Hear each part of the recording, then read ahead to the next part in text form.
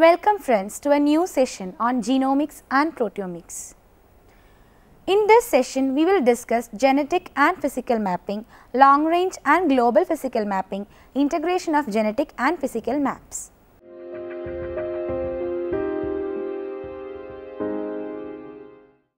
Genetic and physical mapping. Gene mapping describes the methods used to identify the locus of a gene and the distances between genes. Genes can be viewed as one special type of genetic markers in the construction of genome maps and map the same way as any other markers. Molecular mapping can be of following two types: genetic maps and physical maps. Both genetic and physical maps provide the likely order of items along a chromosome. Genetic map serves to guide a scientist toward a gene, just like an interstate map guides a driver from city to city. Physical maps mark an estimate of the true distance in measurements called base pairs. Therefore, allow scientists to more easily home in on the location of a gene. Genetic and physical maps illustrate the arrangement of genes and DNA markers on a chromosome. The relative distances between positions on a genetic map are calculated using recombination frequencies, whereas a physical map is based on the actual number of nucleotide pairs between loci. These maps are key source for understanding genome organization. It is a critical step in identifying the genes involved in a genetic disease.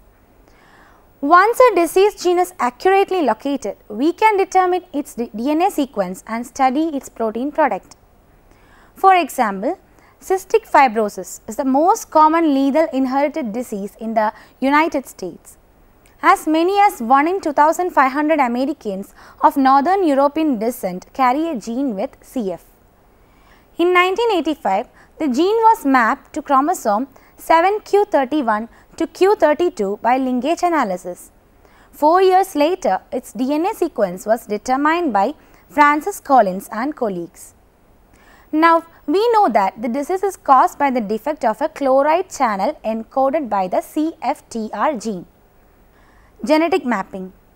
Genetic mapping is the process of determining the order of and relative distance between genetic markers, specific sequences or heritable elements that generate phenotype on a chromosome based on their pattern of inheritance. Genetic mapping in bacteria relies on chromosome transfer between cells. Genetic maps have been used successfully to find the gene responsible for relatively rare single gene inherited disorders such as cystic fibrosis and Duchenne muscular dystrophy. Genetic maps are also useful in guiding scientists to the many genes that are believed to play a role in the development of more common disorders such as asthma, heart disease, diabetes, cancer, and psychiatric conditions. Mapping also provides clues about which chromosome contains the gene and precisely where the gene lies on that chromosome. The basis of genetic mapping: linkage analysis. Genetic linkage analysis is a powerful tool to detect the chromosomal location of a diseased genes. It is based on the observation that genes that reside physically close on a chromosome remain linked during meiosis. The principles of inheritance and discovery of linkage. Genetic mapping is based on the principles of inheritance as first described by Gregor Mendel in 1865. From the results of breeding experiments with peas, Pisum sativum, Mendel concluded that each pea plant possesses 2 alleles for each gene, but displays only one phenotype. If the plant is homozygous for a particular characteristic, as it then possesses 2 identical alleles and displays the appropriate phenotype. However, Mendel showed that if 2 pure breeding plants with different phenotypes are crossed, then all the progeny, the F1 generation, display the same phenotype. These F1 plants must be heterozygous, meaning that they possess 2 different alleles, one for each phenotype. One allele inherited from the mother and one from the father. Mendel postulated that in this heterozygous condition, one allele overrides the effect of the other allele. Mendel described the phenotype expressed in the F1 plant as being dominant over the second recessive phenotype.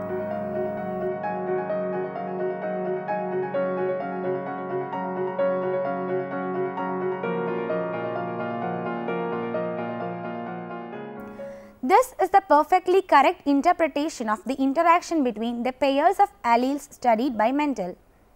One of these is incomplete dominance, where the heterozygous phenotype is intermediate between the two homozygous forms. An example is when red carnations are crossed with white ones, the F1 heterozygotes being pink. Another complication is codominance, when both alleles are detectable in the heterozygote. Codominance is the typical situation for DNA markers. After the discovery of dominance and recessiveness, Mendel carried out additional crosses that enable to establish two laws of genetics. The first law states that alleles segregate randomly. In other words, if the parents' allele are capital A and small a, then a member of the F1 generation has the same chance of inheriting capital A as it has of inheriting small a. The second law is that pairs of alleles segregate independently, so that inheritance of the alleles of gene capital A is independent of inheritance of the alleles of gene capital B. Because of these laws, the outcomes of genetic crosses are predictable. When Mendel's work was rediscovered in 1900s, it established that genes reside on chromosomes and all organisms have many more genes than chromosomes. Chromosomes are inherited as intact units, so that the alleles of some pairs of genes will be inherited together because they are on the same chromosome. This is the principle of genetic linkage. The complete linkage between many pairs of genes failed to materialize. Pairs of genes were either inherited independently as expected for genes in different chromosomes, or if they showed linkage, then it was only partial linkage. Sometimes they were inherited together and sometimes they were not. This contradiction between theory and observation was the critical step in the development of genetic mapping techniques. Partial linkage is explained by the behavior of chromosomes during meiosis. Thomas Hunt Morgan made the conceptual leap between partial linkage and the behavior of chromosomes when the nucleus of a cell divides.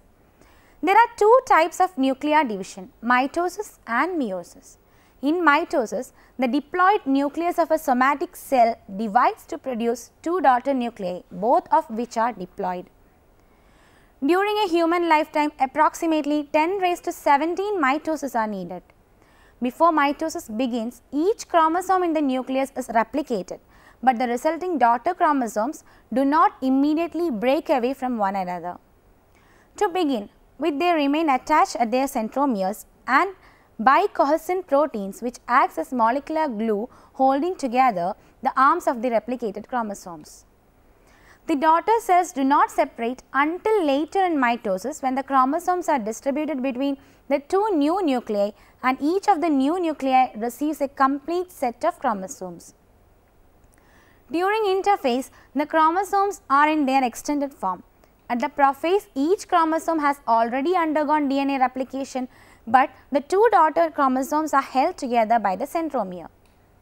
During metaphase, the nuclear membrane breaks down and the chromosomes line up in the center of the cell. Microtubules now draw the daughter chromosome towards either end of the cell. In telophase, nuclear membranes reform around each collection of daughter chromosome. The result is that the parent nucleus has given rise to two identical daughter nuclei. Mitosis illustrates the basic events occurring during nuclear division, but is not directly relevant to genetic mapping. Meiosis occurs only in reproductive cells and results in a diploid cell giving rise to 4 haploid gametes, each of which can subsequently fuse with a gamete of the opposite sex during sexual reproduction.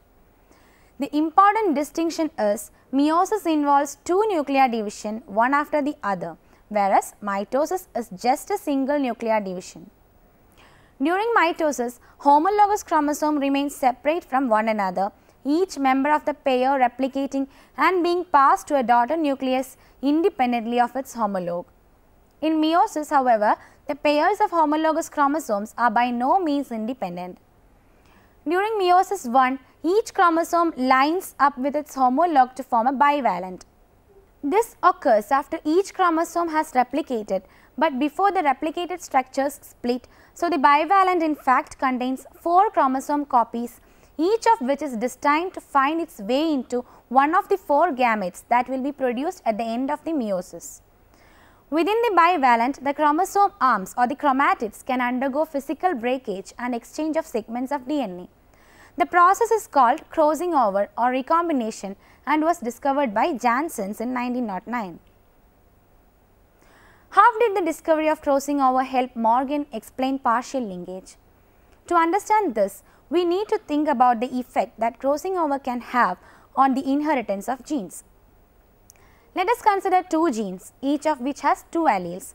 We will call the first gene capital A and its alleles capital A and small a, and the second gene B with the alleles capital B and small b. Imagine that the 2 genes are located on chromosome number 2 of Drosophila melanogaster, the species of fruit fly studied by Morgan. We are going to follow the meiosis of a diploid nucleus in which one copy of chromosome 2 has alleles capital A and capital B and the second has a small a and small b. Consider the 2 alternative scenarios. From partial linkage to genetic mapping. Once Morgan had understood how partial linkage could be explained by crossing over during meiosis, he was able to devise a way of mapping the relative positions of genes on a chromosome. In fact, the most important work was done not by Morgan himself, but by an undergraduate in laboratory, Arthur Sturtevant. Sturtevant assumed that crossing over was a random event, there being an equal chance of it occurring at any position along a pair of lined up chromatids. If this assumption is correct, then 2 genes that are close together will be separated by crossovers less frequently than 2 genes that are more distant from one another.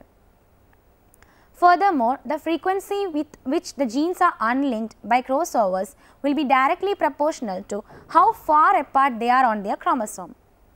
The recombination frequency is therefore a measure of the distance between 2 genes. Comparisons between genetic maps and the actual position of genes on DNA molecules as revealed by physical mapping and DNA sequencing have shown that some regions of chromosomes called recombination hotspots are more likely to be involved in crossovers than others. This means that a genetic map distance does not necessarily indicate the physical distance between 2 markers. Also, a single chromatid can participate in more than one crossover at the same time, but that there are limitations on how close together these crossovers can be, leading to more inaccuracies in the mapping procedure. Linkage analysis usually makes correct deductions about gene order and distance. Estimates are sufficiently accurate to generate genetic maps that are of value as frameworks for genome sequencing projects. Basic steps in gene mapping. In brief, the main steps needed to perform a successful study are: first, phenotype definition. The first step is to define the phenotype that you are going to map. In this step, one must define the clinical parameters and determine and decide what clinical data to collect. It is important to decide what type of analysis to perform, whether it is qualitative or quantitative. In a qualitative type of analysis, the assumption is that of whether or not one has the disease or not. On the other hand, in a quantitative type of analysis, one measures BMD. Second, determine that the trait has a genetic component. Third, develop an experimental design, and fourth, ascertain families. One must decide what type of families to recruit, whether to recruit SIP pairs, extended families, etc. Fifth, collection of biological samples and genotyping. Collection of samples for DNA extraction and genotyping using standard sets of polymorphic markers across the whole genome. Sixth, analysis of data. Parametric or LOD score and or non-parametric analysis of genotypic data.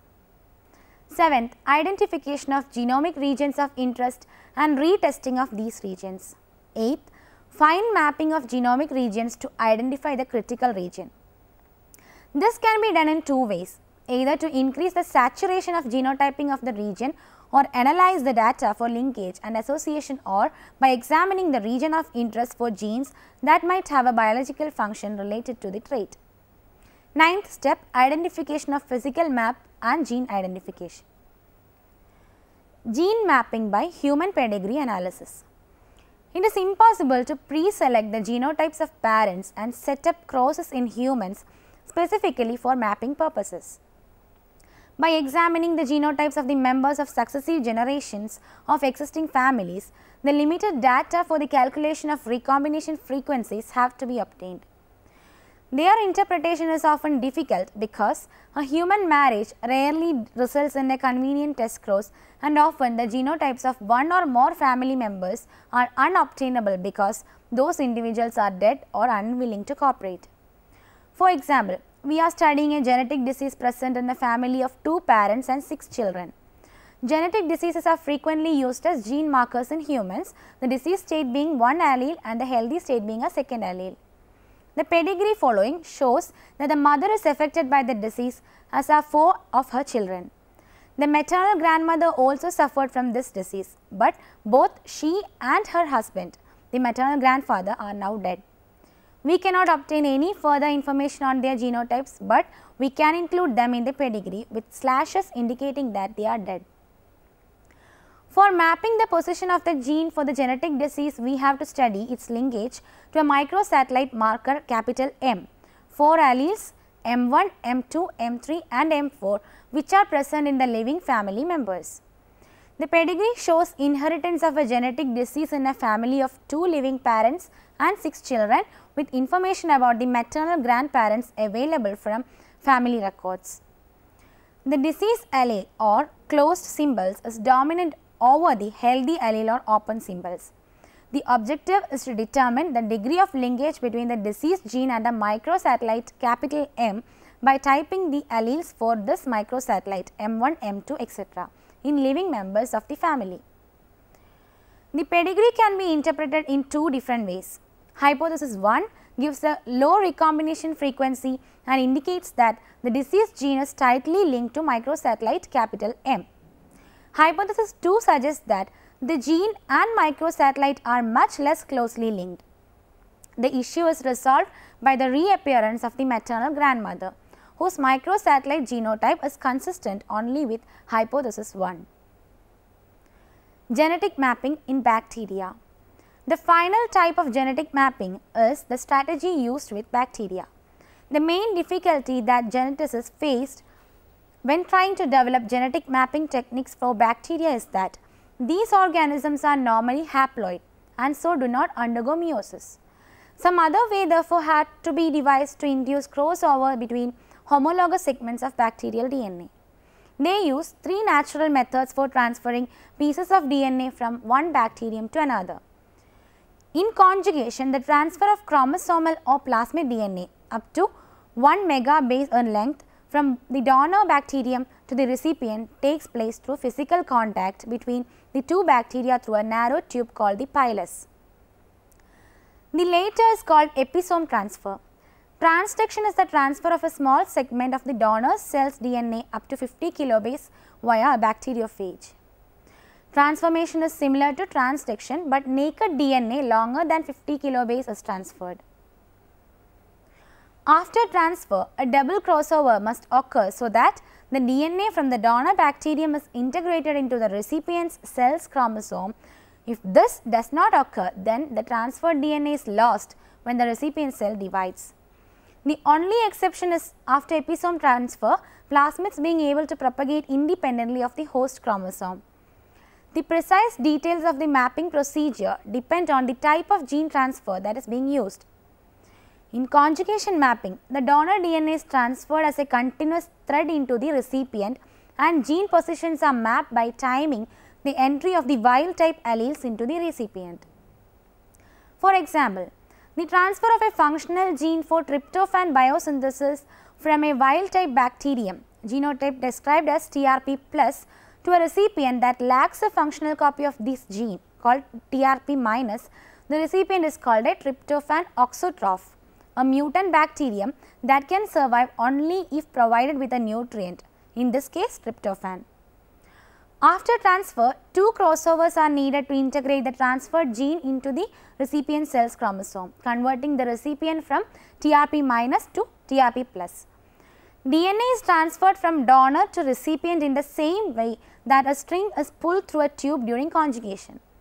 The relative positions of markers on the DNA molecule can therefore be mapped by determining the times at which the markers appear in the recipient cell.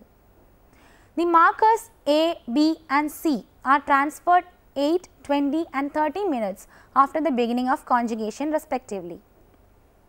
The entire Escherichia coli chromosome takes approximately 100 minutes to transfer. To be co-transferred during transduction and transformation, two or more markers must be closely linked because these processes usually result in less than 50 kilobase of DNA being passed from donor to recipient. Transduction and transformation mapping are used to determine the relative positions of markers that are too close together to be mapped precisely by conjugation analysis. Let us summarize the following discussion on genetic mapping. Genome mapping is the process of finding the location of genes on each chromosome and is a critical step in identifying the genes involved in a genetic disease. Genetic linkage analysis is a powerful tool to detect the chromosomal location of diseased gene. There are two types of genome mapping. Genetic mapping uses linkage analysis to determine the relative position between two genes on a chromosome, and physical mapping uses all available techniques or information to determine the absolute position of a gene on a chromosome. Genetic maps have been used successfully to find the gene responsible for relatively rare single gene inherited disorders such as cystic fibrosis and Duchenne muscular dystrophy. Before we attend the next session, please try to answer the following questions. First, write an overview on genome mapping. Second, what defines an episome transfer? Discuss the principles of inheritance and the discovery of linkage. Fourth, discuss the effect of crossover on linked genes. Fifth, discuss the gene mapping process in bacteria. Here I can suggest some books for your further studies. Introduction to Bioinformatics by Atwood and Parry Smith, Pearson Education. Bioinformatics, a beginner's guide by Jean Michael Claverie, John Wiley and Sons. Structural Bioinformatics by Philip A. Bourne and Helgi Wiesing, Wiley. Bioinformatics Methods and Applications, Rastogi. Hope this session was useful to you. See you in the next session. Thank you.